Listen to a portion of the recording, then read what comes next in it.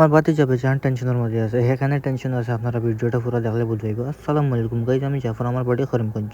বর্তমানে আমি mini blog post করি, আর আজকে আমার মিনি ব্লগের ডে 7। সো আপনারা ওখান কইতে পারেন যে ডে 16 ব্লগ নাই, ডে 17 কিলা। কালকে আমি খুব বেশি বিজি আসলাম, ও কারণে আমি আপডেট দিতে পারছি না, কিন্তু একটা পোস্ট করছি আমি ডে 16 উপরে। আর এদিকে আসুন আমার শেষ করে আমার বাতিজাটা লিয়ে বার হয়ে গেছি। আর এদিকে এই যে আমার বাতিজা, হে দোকানও আইসে, আইয়া লইতো চিপ। আর এদিকে ইফতার শেষ করিয়া বার হয়ে গেছি স্কুটি লইয়া। একটা কাজ আছে, কাজটা শেষ করার কারণে, কিন্তু ব্যাড লাক কাজটা হইছে না।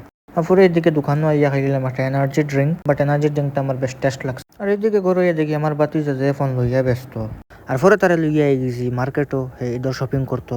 ও কারণে আর আমার বাতিজার লুকস কিলা লাগে আপনারা কমেন্টে জানাইবা।